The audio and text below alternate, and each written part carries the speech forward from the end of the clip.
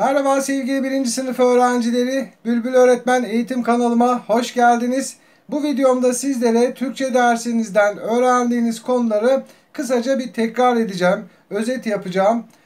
Okulunuz ilk açıldığında birinci dönem boyunca sizler okuma yazma çalışmaları yaptınız. Okuma yazmayı öğrendiniz. İkinci dönem ise çeşitli parçaları okumaya başladınız. Şiirleri, hikayeleri, masalları ve Türkçe dersinde çeşitli kurallar da öğrendiniz. Şimdi ben sizlere bunları anlatacağım. Hemen başlıyorum. Biliyorsunuz alfabemizde 29 tane harf var.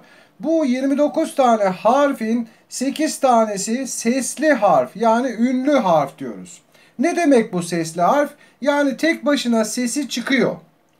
Mesela A, bakın tek başına sesi çıkabiliyor. E, I, I, O, Ö, U ve Ü. Bunlar ünlü harfler, yani sesli harfler. Peki sessiz harfler ne demek? Örneğin bakın B, tek başına sesi çıkmıyor. B diyoruz. Ya da C diyoruz. Ya da K diyoruz. İşte ne bileyim diyoruz. Bunun yanına sesli bir harf gelirse kendisi konuşabiliyor. Mesela E harfini koyunca M oluyor.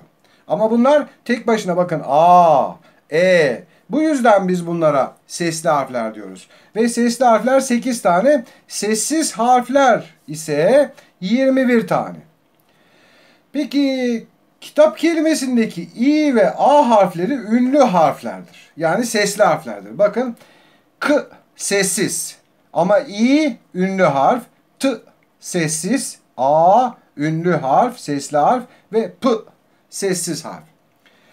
Burada da onu söylüyor zaten. K, T ve P harfleri ünsüz, yani sessiz harflerdir. Peki heceler nasıl oluyor? Ağzımızın bir hareketiyle çıkan seslere hece diyoruz. Peki hecelerde kaç tane harf olur? Türkçe'de en az bir harften olan heceler var. Örneğin E harfi, bakın, hem tek başına bir harftir hem de bir hecedir. Bir de en çok 4 harften oluşan heceler vardır. Nasıl? Mesela ben size Türkçe kelimesini göstereyim. Türk. Bakın bir kere de çıkıyor. Ç. Bakın Türk sözcüğünde 4 tane harf var. Ama tek başına bu bir hece demektir yani. Türkçe. Şu bilgiyi de öğrenelim. Bir hecede kaç tane ünlü harf varsa o kadar hece var demektir. Bakın salatalık sözcüğünü ayırdık hecelerine. Sa, la, ta, lık. 4 hece oldu. Örneğin testere kelimesi bakın. Tes, te, re. 3 heceden oluşmuş. Peki her seferinde böyle sayacağız mı? Hayır, saymamıza gerek yok. Örneğin az önce kitap sözcüğümüz vardı ya. Kitap sözcüğü kaç heceden oluşuyor diye bir soru karşınıza çıkarsa ünlü harfleri sayın. Bakın İ ve A var. O zaman kitap sözcüğü 2 heceden oluşuyor demektir. Bakın gösterelim. Kitap. 2 hece gördünüz. Örneğin testere sözcüğü. Zaten orada da söylemiştik. Ünlü harfleri sayalım. E. 3 tane ünlü harf var. O zaman testere sözcüğü 3 heceden oluşuyor diyebiliriz. Ve burada şunu da söyleyelim. Heceler bir araya gelerek kelimeleri oluşturuyor. Bakın Türk ve Ç heceleri bir araya geldiğinde Türkçe oluyor. Ki ve tap hecesi birleştiğinde kitap oluyor. Demek ki heceler birleşerek kelimeleri oluşturuyor. Şimdi diğer konulara da bakalım. Eş anlamlı kelimeler. Ne demek bu? Anlamları birbirinin aynısı olan kelimelerdir. Örneğin vatan ve yurt kelimeleri aynı anlamlı. Ya da fakir, yoksul. Aynı anlamda. Yaşlı, ihtiyar. Aynı. Hediye, armağan yine aynı anlamda. Öykü ve hikaye yine aynı anlamda. İşte bunlara eş anlamlı kelimeler diyoruz. Eş anlamlı kelimeler cümle içerisinde birbirlerinin yerine yazılabilir. Nasıl? Örnek verelim. Fakir bir adam vardı. Şimdi fakir sözcüğünün yerine eş anlamlısını koyacağım. Yoksul bir adam vardı. Bakın iki cümlede aynı anlamda. Fakir bir adam vardı, yoksul bir adam vardı. Demek ki eş anlamlı sözcükleri fakir sözcüğünü silip yerine yoksul yazdığımızda cümlenin anlamı değişmiyor. Sıra geldi zıt anlamlı kelimeleri. Zıt anlamlı kelimeler ise anlamları birbirinin tam tersi olan kelimelerdir. Eski, yeni, dolu, boş, iç, dış, ağır, hafif. Ve zıt anlamlı kelimeler birbirinin yerine geldiğinde cümle değişir, tam tersi olur. Bir örnek verelim. Ali'nin eski ayakkabıları var. Şimdi değiştireceğim. Yani zıt anlamlısını koyacağım. Ali'nin yeni ayakkabıları var. Bakın cümle değişti. Birinci cümlede Ali'nin eski ayakkabıları var. Yani ayakkabıların eski olduğunu anlıyoruz. Ama diğer cümlede zıt anlamlısını koyduğumuzda ayakkabılarının yeni olduğunu anlıyoruz. Ali'nin yeni ayakkabıları var. Biliyorsunuz eski görünümlü bir ayakkabı bir de yeni bir ayakkabı çok farklıdır, değil mi? Birbirinin tersi olarak söylüyoruz ve bunlara zıt anlamlı kelimeler diyoruz. Örneğin bardağın içi dolu. Değiştiriyorum, bardağın içi boş. Bakın tam tersi oldu. Şimdi sıra geldi cümle bilgisi. Cümle nasıl oluyor? Cümleler anlamlı söz dizileri oluyor. Cümle olabilmesi için bir eylemin, bir işin bildirilmesi gereklidir. Yani okuduğumuzda oradan bir şeyler anlamamız gerekiyor. Sadece bir kelimeden oluşan cümleler vardır ve birçok kelimeden oluşan cümleler de var. Örnek sadece bir kelime bakın. Gidiyorum. Gidiyorum hem bir kelimedir hem de aynı zamanda cümledir. Niye? Çünkü bu cümlede gitme işi yapılıyormuş. Biz anlıyoruz okuduğumuzda gidiyorum dediğinde onun gittiğini anlıyoruz ve bu bir cümledir.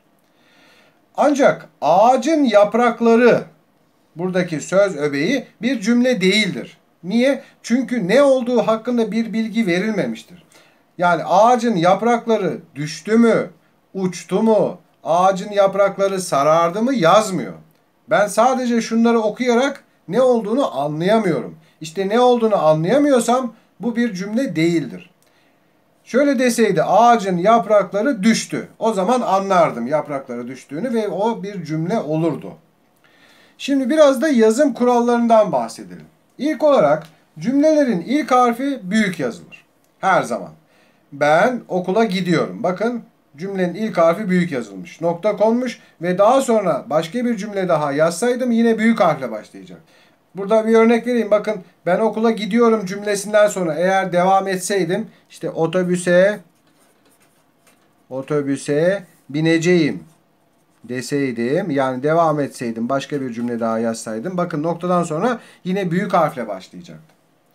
İkinci olarak kişi isimleri, kişilerin adları büyük harfle başlar. Çünkü kişilerin adları özel isimdir. Örneğimiz şurada.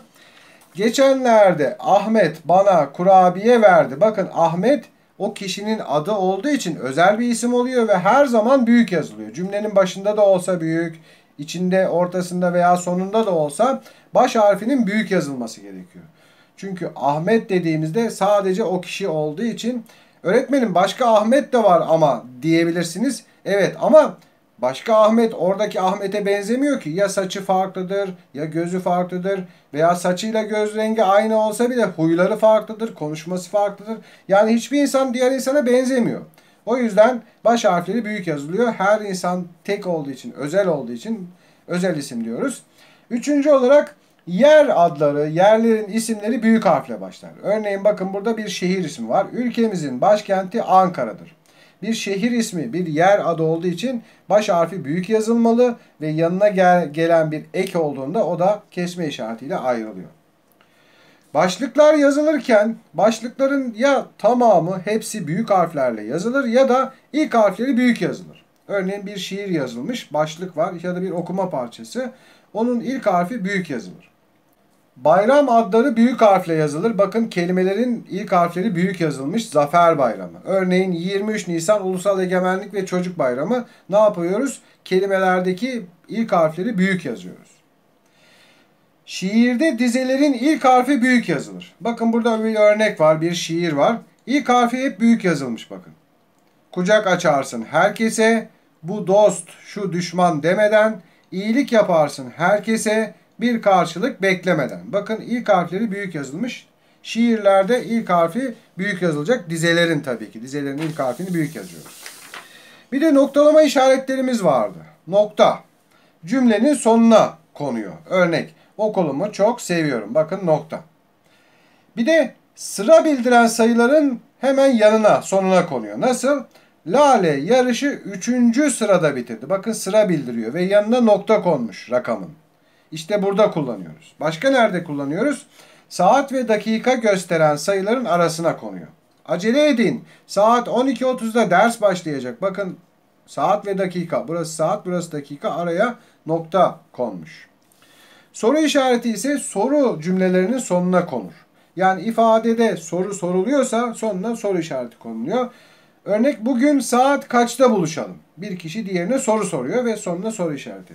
Hangi okulda okuyorsun? Bakın yine bir soru cümlesi var ve sonuna soru işareti. Ünlem işareti vardı. Sevinç, heyecan, şaşkınlık, korku, üzüntü gibi duyguları anlatan cümlelerin sonuna konuyor. Örneğimize bakalım. Önüne bak düşeceksin. Evet burada ne oluyor? Bir heyecanlı bir cümle var değil mi? Önüne bak düşeceksin uyarıyor karşısındakini ve bağırıyor. O zaman sonuna ünlem işareti konuyor. Eyvah yere düştü. Bakın burada da ünlem var. Bazen şöyle de görebilirsiniz. Şimdi eyvah dedikten sonra virgül konmuş ve cümlenin sonuna ünlem konmuş. Bazen şöyle de olabilir. Eyvah yazılır, ünlem konur. Sonra büyük harfle başlanır, yere düştü denir. Ne demektir bu? Yani bağırma kısmı burada. Diğeri normal bir cümle şeklinde söylenmiş. Ama burada hepsi bağırarak söylenmiş. Eyvah yere düştü. O yüzden virgül konup ünlem en sona konmuş. Burada ise ünlem ilk önce konmuş. Sonra normal cümle ve nokta konmuş. Bir de kısa çizgi var. Satır sonuna sığmayan kelimeleri hecelerinden ayırmak için kullanılıyor. Örneğin masa yazıyoruz. Tam böyle yazıyorduk. Sığmadı. Ma yazdık, sığmayacak. O zaman kısa çizgi koyuyoruz ve diğer satırın başına masa diye devam ediyoruz. İşte şeftali yazacaktık tam. Yazdık, şefta dedik. Sığmadı, kısa çizgi koyuyoruz. Li'yi bu tarafa geçiriyoruz. Hecelerinden ayırıyoruz. Her hecelerinden ayrıldıktan sonra oraya kısa çizgi koyuyoruz. Ne demek bu? Yani devamı diğer satırda demek istiyoruz. Ve son olarak kesme işareti var. Kesme işareti demek şöyle, özel adlara getirilen ekler kesme işaretiyle ayrılıyor. Mesela bakın şurada göreceğiz şimdi. Bu yıl İzmir'de, bakın İzmir şehri özel bir isim. Yanına gelen bir ek var ve bunu ayırmak için kesme işareti kullanılıyor. Burada kullanılıyor. İzmir'de yapılan fuara katılacağız. Bir de sayılara getirilen ekler kesme işaretiyle ayrılıyor. Bakın bir örneğimiz var. 10'dan başlayarak 18'e kadar ikişer sayalım. Bakın sayıyı yanına gelen eki ne yapmışız? Kesme işaretiyle ayırmışız. Umarım sizlere yararlı bir ders olmuştur. Her zaman olduğu gibi iyi çalışmalar, derslerinizde başarılar diliyorum. Başka derslerde görüşmek ümidiyle. Hoşça kalın.